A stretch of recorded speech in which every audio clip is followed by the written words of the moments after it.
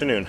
So this is the third and final video in this series on the inspection and break-in of the Saito FA-91S Gold Knight engine. This is actually the third tank of fuel I've run through it, and I think after this tank, or while I'm running this tank, I'm going to try and lean it out a little bit more, get it closer to full RPM, although the break-in won't be really complete at that time, but this tank and this run will get it to a point where the operator, the owner, can actually install it on an airplane and either fly it or run it a couple more times on the airplane to finalize the break-in process. So I've got, this time I'm actually running a tank of S&W 10% nitro fuel, and I've got the same plug and prop, 14.6 prop.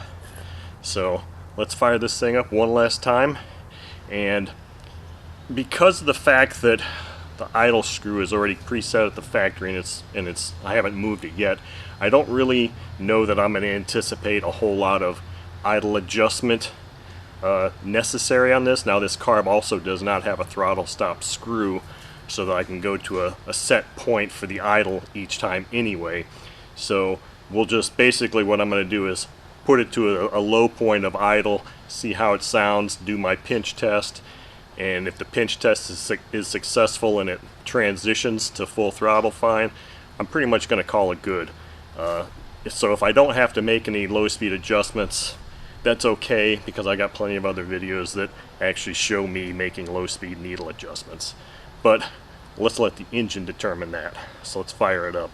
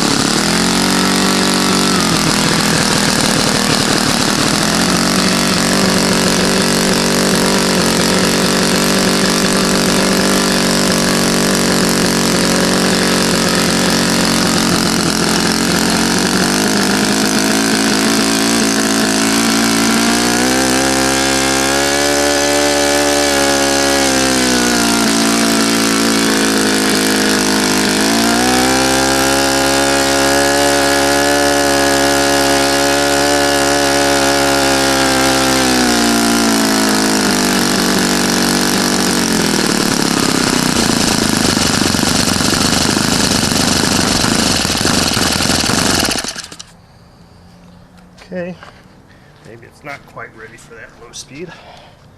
Like I said, without an idle stop screw, it can be a little tough.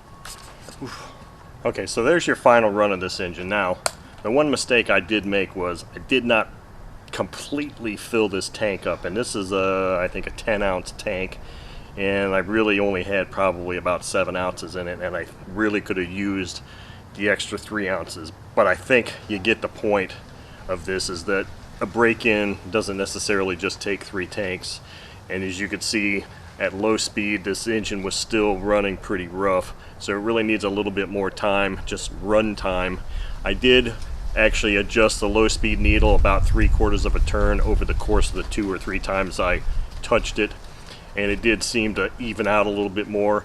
But as I said before, without a throttle stop screw it's really tough, and even though I've got this servo controller controlling this, it still doesn't really make it that much easier to find the real low speed idle point. So that's the process that I've shown here, is you run some tanks at a richer setting, and then just gradually start leaning it. Like I said, this engine is set and tuned to the point now where it can be installed on an airplane and either continue to break in on the airplane on the ground or in flight. And it's preliminarily set up such that it was getting pretty decent high-end RPM with the current needle valve, high-speed needle valve setting, and a pretty decent low-speed idle. I think the low-speed idle will probably need to be leaned out just a bit more as more time accumulates on the engine and it steadies out a little bit more there. But overall, I mean, this is just a beautiful engine, and I want to get it back to the owner so that he can get it on a plane, and even though it's late in the year, maybe he can still enjoy it this flying season. But that concludes this 3-part video series, and thank you all for watching.